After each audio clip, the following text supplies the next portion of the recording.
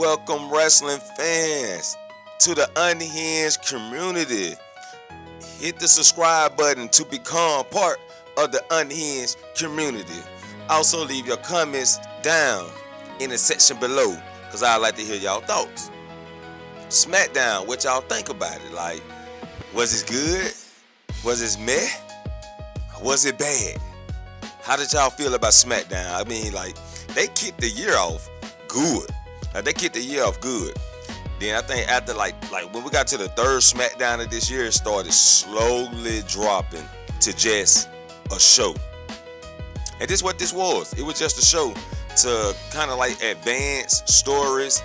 Not only advance stories, but to kind of like throw in a couple watermelon seeds here and there. You know what I'm saying? So with that being said, I be the main event. Welcome to the main event. This is the most unhinged wrestling podcast on YouTube. Make sure you hit that like button, subscribe to the channel if you're new. This is your Smackdown review. We got Tiffany Stratton kicking out the show with really nothing to say, but she gonna win the Elimination Chamber and going after the title and all. You know, the usual. Nia Jax and Last Legend pull up. Just getting ready for their match. Really, Rio, they come out and they say a little this. It wasn't that, just really kicking out the show to get ready for this opening match. So we get Rhea Ripley and Io Sky versus Last Legend and Nia Jax, which was a nice competitive match. The match got out of control. It was spurred on the outside where the referee called the match a no contest. And the fans went fucking crazy. I'm surprised we didn't get fuck you ref. You know what I'm saying? Or you fucked up. You fucked up. You know what I'm saying? And I was like, what the hell going on? Why did he call the match off? Like, they was outside the ring. He didn't count to 10 or nothing. You know what I'm saying? I ain't seen him count to 10. Just called the fucking match off. They weren't doing that much damage until he called the match off. Then that's when the damage got done. And we got Rhea Ripley sending Nia Jax through a table, also hurting herself. Last Legend taking Rhea Ripley through the barricade, also hurting herself. So then we get all four women just laying there, you know what I'm saying, waiting on me. Now, but we got all four women just laying there, you know what I'm saying, and everybody down, no contest, which I said before I said this, they're kind of like dragging it, long storytelling, because I do believe they want Last Legend and Nia Jax to win the women's tag team titles at WrestleMania. I do believe that. So I think this is the way they did it. You take out Nia Jax, probably prolong their story with her like she got injured or some shit, kayfabe, and then she returns close to WrestleMania and they get their rematch. Cody got interviewed backstage, said he's going for the win by any means necessary, right? Get into that later. Melo was walking backstage. He ran into Apollo, who told Melo he wants that title. Matt Cardona said he wants that title. Then Melo ran into The Miz. And they have a little short segment.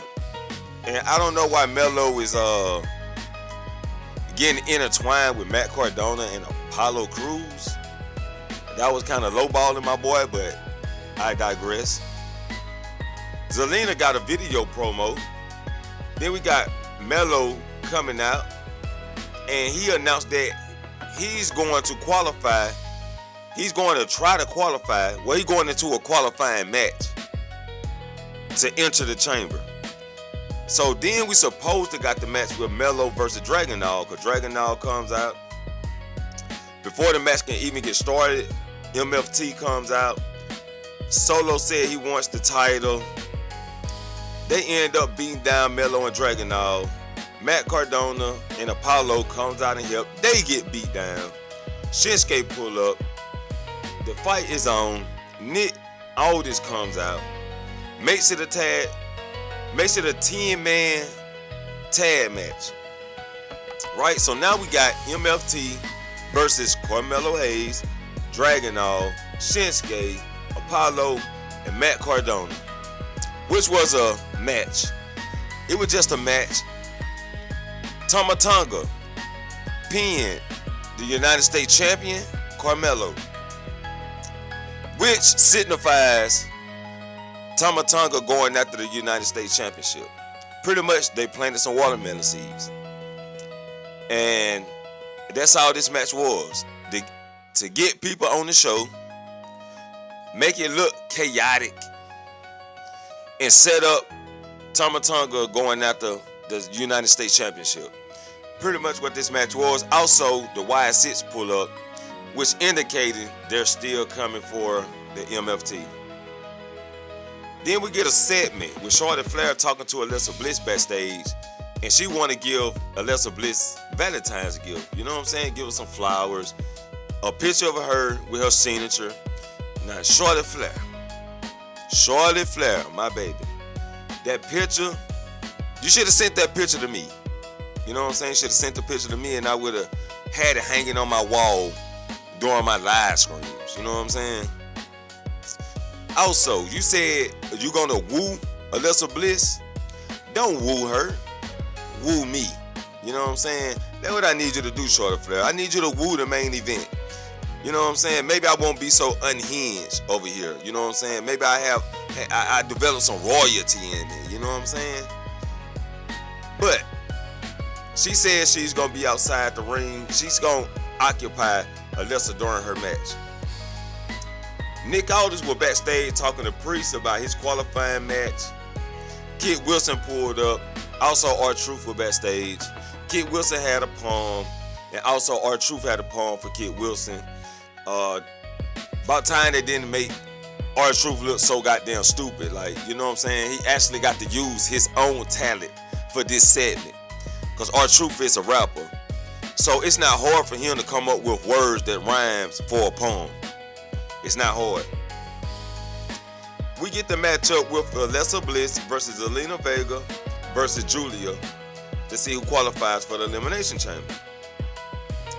And this was just a match which Alexa Bliss won, and she's going to the chamber alongside with Tiffany and Rhea Ripley.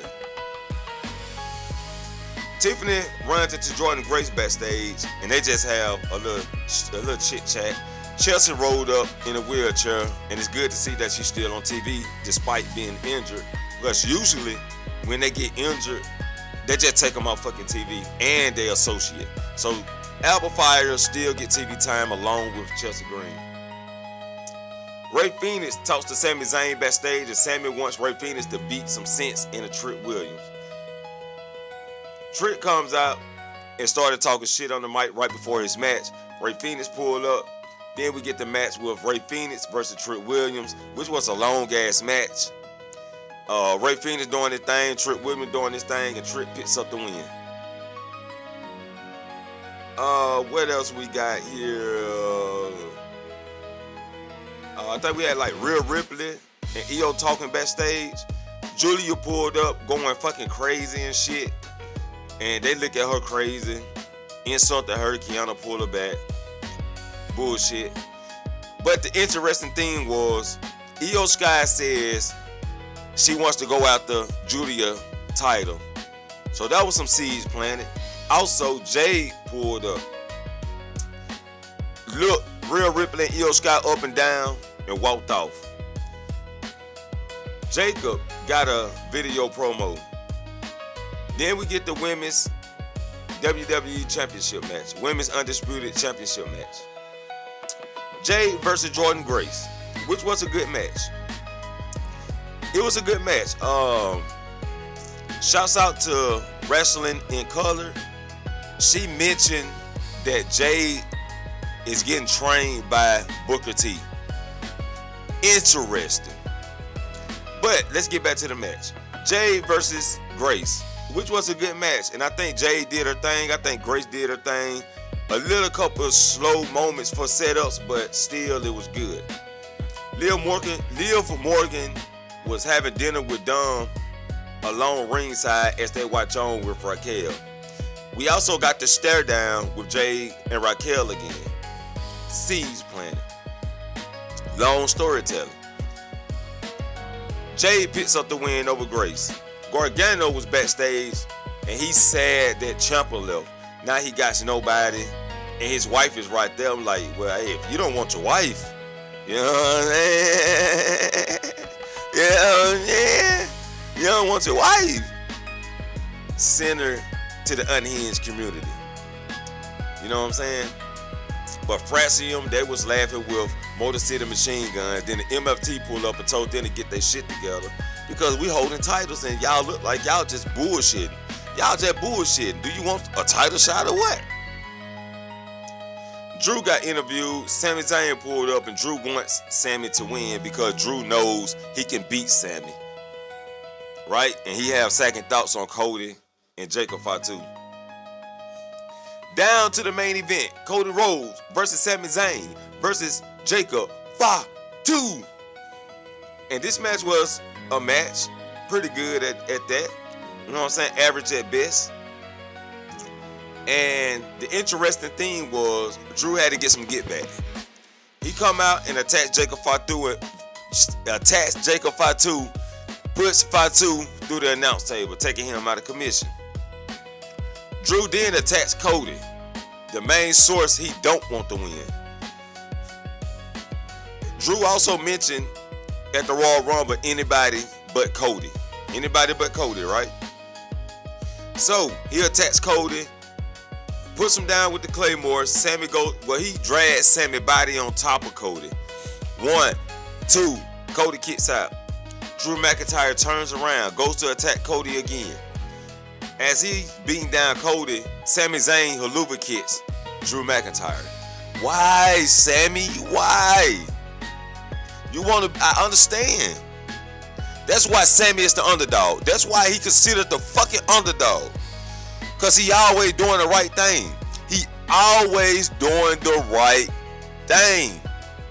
That's why he's forever the underdog until he changed his character.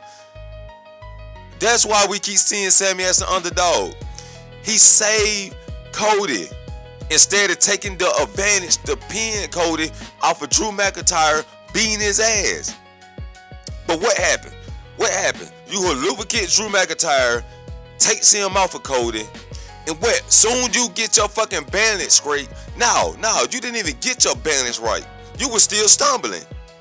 Cody grabbed your monkey ass, put you in the crossroads, meet you at the crossroads, put you in the crossroads, down for the 1, 2, 3.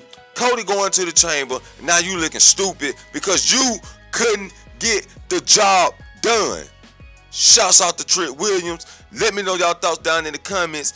I be the main event, and I catch you all in the next main event. Peace.